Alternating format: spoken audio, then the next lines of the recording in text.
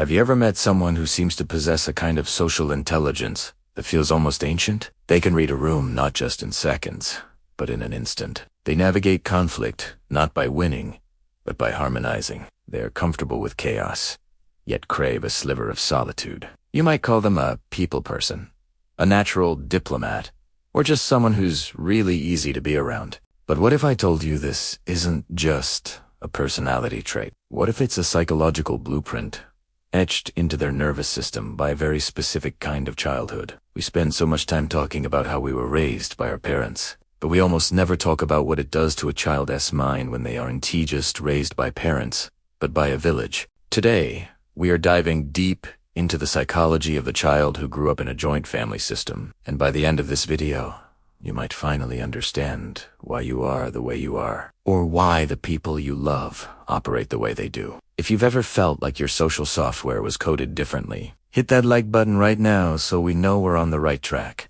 and subscribe so you don't miss the next part of this psychological deep dive.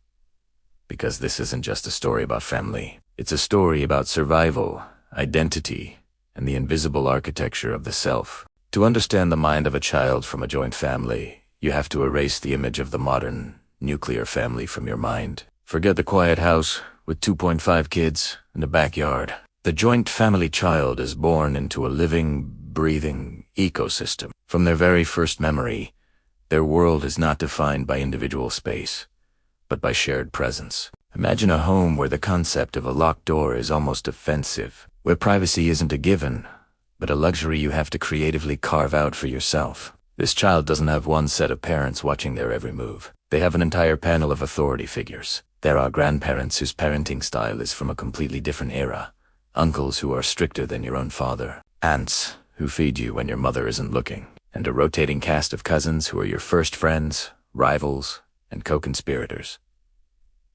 The noise level is constant. There's always someone talking, someone laughing, someone arguing, someone needing. For a child growing up in this environment, solitude isn't a state of being. It's an event. It adds to 5 minutes they find hiding behind a curtain, or the quiet moment before dawn before the rest of the house wakes up. This constant stimulation forces the nervous system to adapt in a very specific way. It doesn't learn to filter out the noise. It learns to process it simultaneously. This child develops a kind of ambient awareness. They know who is fighting in the kitchen, who is crying in the bedroom, and who is about to get in trouble in the living room, all at the same time. This is where the first and most profound psychological trait is forged, a hyper-developed sense of social processing. And this is just the foundation. What happens when this constant proximity starts to shape their sense of self? That's where things get truly fascinating, and we'll explore that in just a moment. The constant proximity of a joint family creates a fascinating psychological puzzle for a child. The puzzle of the self. In a nuclear family, a child's identity is often a reflection of their parents.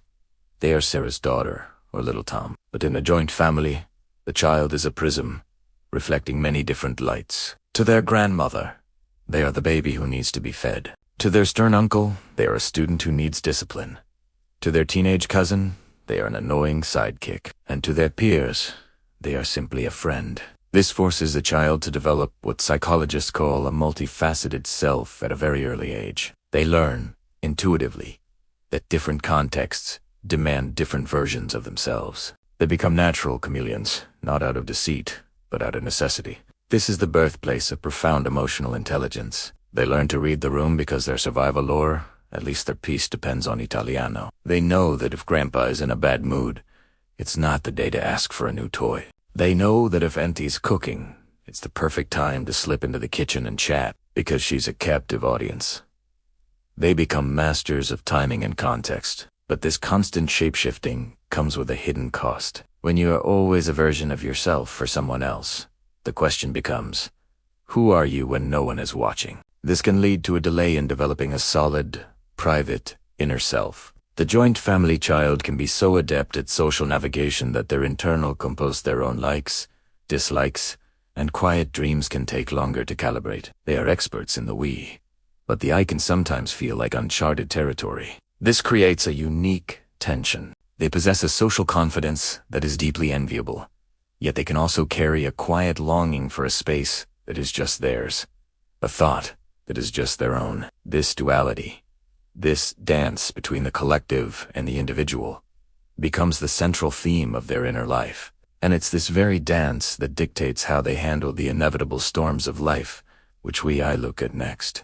This brings us to one of the most defining psychological imprints of the joint family childhood: the development of a communal coping mechanism. When a child in a nuclear family faces a problem, a bad day at school, a fight with a friend, the emotional processing unit is small. It's usually just mom, or just dad, or maybe just their own thoughts in their room. But for the joint family child, a problem is never a solo event. It's community property. Imagine falling and scraping your knee. In a nuclear setting, you might get one person's attention. In a joint family, you have a grandmother applying a homemade remedy, an aunt shooing away the other kids to give you space, a cousin running to get the first aid kit, and a father watching to make sure you're tough enough. This isn't just about getting more attention. It's about learning that de-stress is something to be shared. Your pain becomes a collective event, and so does its resolution. This builds a nervous system that is incredibly resilient to the feeling of being alone in a crisis. Later in life, when faced with heartbreak, failure, or loss, the person from a joint family often doesn't isolate. Their first instinct, often subconscious, is to seek the herd, to surround themselves with people. They find comfort in chaos because chaos, for them, has always been accompanied by support. However, there is a shadow side to this communal processing. They may never fully develop the skill of sitting with their own pain in solitude. The idea of processing complex emotions entirely alone can feel foreign and deeply uncomfortable. They might struggle with the introspection that requires silence because their emotional template is one of external processing.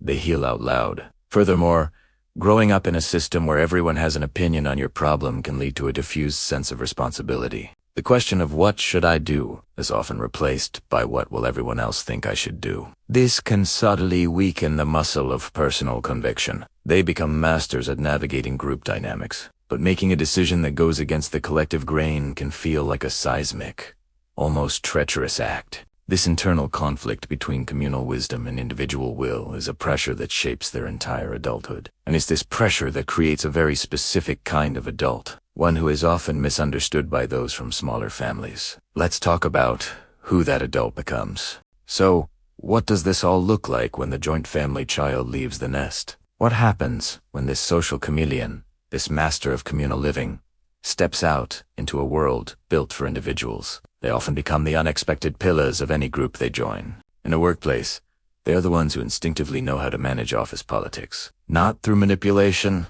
but through genuine mediation. They can sense tension between colleagues before anyone says a word and often become the silent glue that holds teams together. They are the friends who remember everyone's birthday, who check in when someone's been quiet, who show up with food when you're sick. Their love language is often presence, because that's what they were raised on. They are incredibly loyal, because loyalty to the group was the foundational rule of their world. But they also carry a unique burden. They can feel overwhelmed by the silence of their own apartment. The quiet that others find peaceful can feel like a void to them. They might struggle with loneliness more acutely because they were never trained to be alone. Their high social intelligence can also lead to a phenomenon known as hypervigilance in relationships, because they were wired to constantly monitor the emotional states of those around them. They can sometimes misread the silence of a partner or a friend. They might assume that quiet means anger or sadness, because in their childhood home, silence was rarely neutral. It was usually the calm before a storm or the aftermath of one. They have to consciously learn that in the outside world. Sometimes a person just wants to be quiet,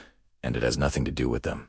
This can lead to them overfunctioning in relationships, trying to fix problems that don't exist, or taking on emotional burdens that aren't theirs to carry. They are the ultimate givers, but they often struggle to receive. The role of the caregiver, the mediator, the observer is so ingrained that asking for help for themselves can feel like a sign of weakness, a failure of their primary function. This is the hidden complexity of the person from a joint family. They are social geniuses who can be emotionally exhausted by the very thing they excel at. And this brings us to the final, crucial piece of understanding this psychology. It's not just about the past. It's about how this imprint guides their future decisions.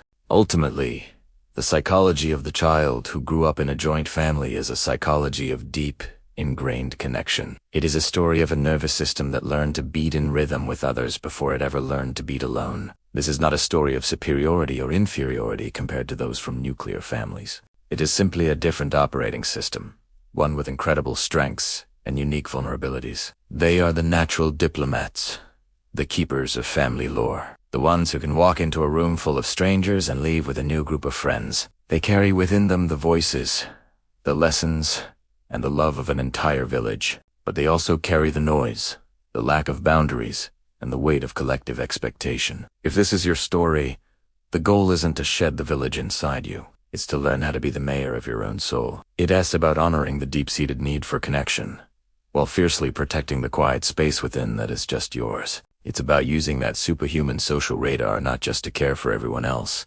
but to finally see and care for yourself. And if you love someone from this background, understand that their need to gather, to mediate, to always be on with people isn't a flaw. It's the very fabric of who they are. Your patience with their process, and your gentle help in teaching them that it's safe to be still, is one of the greatest gifts you can give them. This video is more than just an explanation. It's a mirror. And if you saw your own reflection in this story, or the reflection of someone you care about, then you know that these patterns run deep. This channel exists to hold up mirrors to the quiet parts of the human experience, the ones that explain so much but are so rarely talked about. If this video resonated with you, if it helped you understand a piece of your own puzzle, please take a moment to share it. Comment below and tell us about your own experience. Did you grow up in a joint family? What was the hardest part? What was the greatest gift? Your story might be the missing piece for someone else trying to understand their own life. And if you want to continue exploring the hidden architectures of the mind, make sure you are subscribed, because the psychology of who we are is just the beginning. Thank you for watching and for spending this time with me.